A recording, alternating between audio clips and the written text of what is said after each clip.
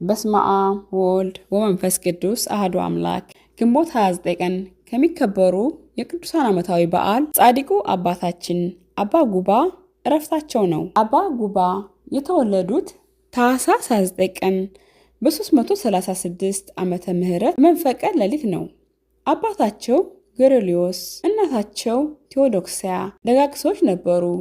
ጉባ ማለት አፈ መዓር ጥዑመ ልሳን ማለት ነው። ከ9 ቅዱሳንም አንዱ ናቸው። አባ ጉባ በተወለዱ ቀን ጌታችን ከመላእክቱ ጋር በመውረድ ቤታቸው ለ7 ቀናት በብርሃን ተሞልቶ ነበር። ሕፃኑ ጉባም ፈጣሪያቸውን ሃሌሉያ ብለው አመስግነዋል። በልጅነታቸው መጽሐፍትን አጥንተው ወደ ገዳመ አስቄጠስ ገብተው መንነዋል። ለበርካታ ዓመታት ከተጋደሉ በኋላ ሊቀ መላእክት ቅዱስ ገብርኤል ወደ ቅድስት ሀገር ኢትዮጵያ ሂድ ብሏቸው ከ8ቱ ቅዱሳን ጋር ወደ ሀገራችን መጥተዋል። ጻድቁ አቡነ አባ ጉባ በ4ኛው አጋማሽ ክፍለ ዘመን ከ9 ቅዱሳን ጋር ወደ ኢትዮጵያ ከገቡት ውስጥ አንዱ ናቸው። ጻድቁ አባ ጉባ እንደ መሰሎቻቸው በስብከተ ወንጌል መጽሐፍትን በመተርጎም ገዳማትን በማስፋፋትና አብያተ ክርስቲያንን በማነጽ ቆይተዋል። በተለይ ራማ ኪዳነ ምሕረት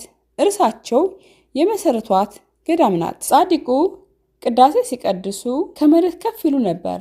ብዙ ጠበሎችን አፍልቀው ድውያንን ፈውሰዋል፣ ሙታንንም አንስተዋል። እመቤታችንም የብርሃን መስቀል ሰጥታቸዋለች። ጻድቁ ከበርካታ የቅድስና ዘመናት በኋላ በዚች ቀን አርፈው በገዳማቸው ተቀብረዋል። የጻድቁ አቡነ አባ ጉባ በረከት ይደርብን፣ አሜን። ውድ የስርቲው ቤተሰቦች ላይክ እና ሼር ማድረግ አትርሱ።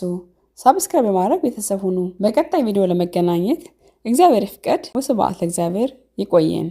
እግዚአብሔር ይመስገን እላለሁ ዘወትር፣ እግዚአብሔር ይመስገን እላለሁ ዘወትር፣ ስከፋም ስደሰት ሳለሁ በዚህ ምድር